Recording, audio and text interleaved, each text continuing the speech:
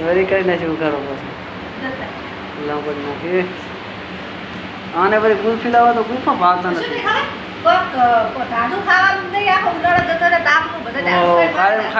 નહીં ખાતી શાક રોટલા ખાઈને તૂટી જાય.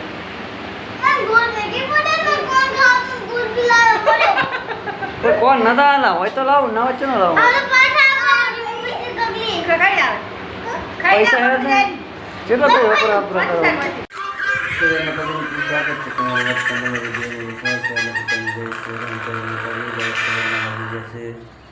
સાત વાગ્યા છે કમ્પ્લીટ. એના બાજુમાં એક ભાઈ દિશુબેન ચા પીવે છે, એક ભાઈ પીવે છે ચા, દિશુબેન જોવે છે બેઠા બેઠા ફોન જોઈ. જશે બાબા વાસણ લઈને કચરો બધો કરી નાખે છે ગાઈસ.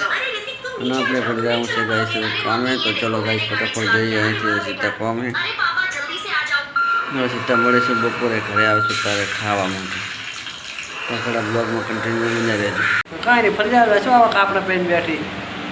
એને ગુલ્ફી ને ભાવે. તને ભાવે છે ગુલ્ફી? અને બે ગુલ્ફી લઈને બેઠો મારો બેઠો તો ગાઈસ વાગી જશે બપોરના 12:30. આપણે આવી જશે ઘરે ખાવા માટે. આ બાજુ ખાઈ પીને બેઠા હે. લાઈટ નથી હવે આવી છે. તો ડીપી નાખતા હતા ને તેમાં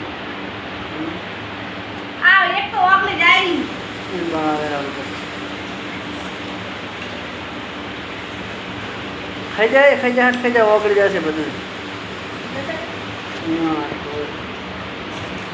બધું તાર તો ઘૂંઘટો કાઢ્યો લાશ કાઢી વરી કરી નાખી ઉઘાડો પછી લાંબો નાખી આને પછી ગુલ્ફી લાવવા તો ગુલ્ફા ભાવતા નથી.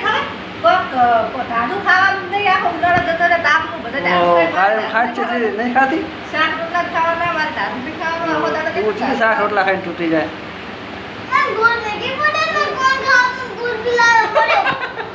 કોણ નતા હાલા હોય તો લાવું ના વચ્ચે નો લાવું.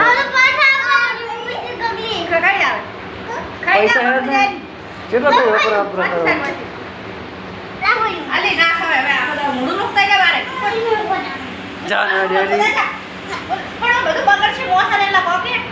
શું કહો ને તો શું ભાવે? તને શું ભાવે? હા ગુલ્ફીનો ખાયો તો આજે રેડો જો. તો ફાઇનલી ગાઈસ છાજ પડી ગઈ છે ને આપણે જોતા કોમેથી આપણે ઘરે આ બાજુ અમારે રમવા બનાવે છે મસ્ત મજાના બાજરીના રોટલા અને ભીંડીનું શાક. આ બાજુ અમારે વિવેકભાઈ જોવે છે ઊંચા ફોન. સામે છે એમાં દિશુબેન.